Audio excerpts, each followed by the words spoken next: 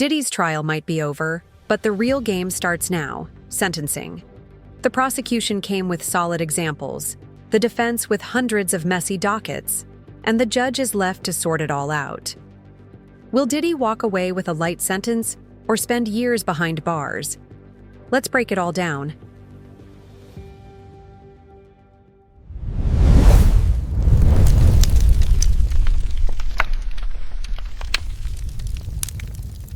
So, it's time for yet another Diddy update. The judge in Diddy's case, Judge Subramanian, asked both the prosecution and the defense to provide examples of other cases where people were convicted under the same law as Diddy.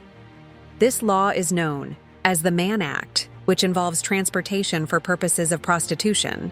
The judge also wanted to see cases where sentencing guidelines were calculated under the same section Diddy faces, specifically for individuals with no prior criminal history. Both sides were expected to work together and submit a joint letter.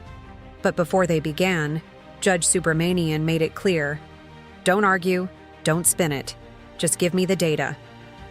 He asked for cases where the main conviction was under the Mann Act and where the defendant had little or no past record. However, Diddy's team refused to collaborate. They told the court they would not exchange their case list with the government ahead of time and would instead submit their own list directly. That move made them appear uncooperative at best, or secretive at worst. Both sides presented their examples. The government produced a long list of cases from across the country, while the defense submitted over 60 examples. What does this mean? For Diddy, although he faces a maximum statutory sentence of 20 years, 10 years for each conviction, the judge has discretion to sentence above or below the guideline range as long as a reason is provided.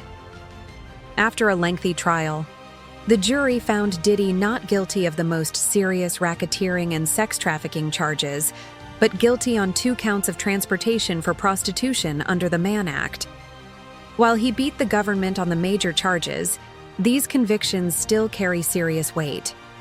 Each count has a maximum of 10 years, meaning he could face up to 20 years. Based on comparisons submitted, sentencing could realistically fall between 3 to 7 years, with the government pushing for the higher end. The government highlighted around 80 cases showing that even first-time offenders received prison terms under the Mann Act. Examples include Filica Almastica, Florida escort case, 4 years; Christina Green, New York prostitution management case, 5 years; Rashan Parks, D.C. organized prostitution case, 6 years; Brandon Wright, Texas case, 7 years; Mark Briner, linked to the Yao Elliot Spitzer scandal, 30 months; Dylan Jordan, Hollywood producer turned pimp, 5 years; Ronald Thiels, retired judge, 18 months.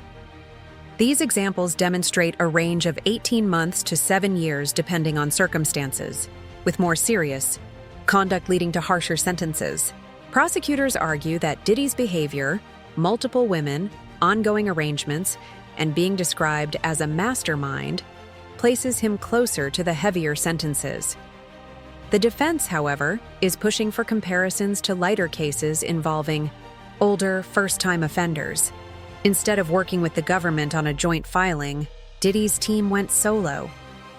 They provided 2 lists, 63 cases from the Sentencing Commission's database and a much larger collection of Mann Act cases from PACER.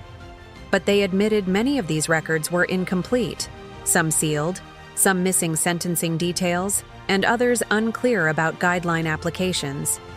This strategy risks looking like they're overwhelming the judge with incomplete data rather than providing clarity.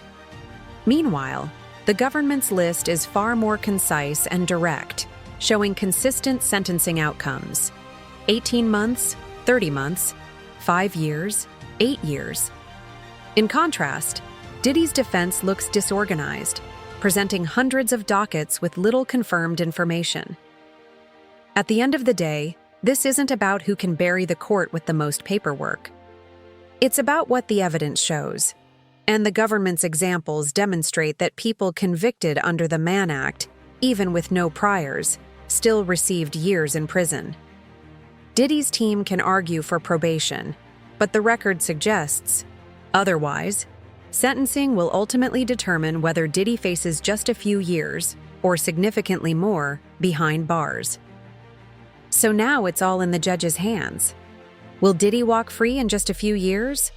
Or spend the next decade behind bars? We'll find out soon. Until then, let me know in the comments what you think about this case. And don't forget to like, subscribe, and hit that bell so you never miss an update.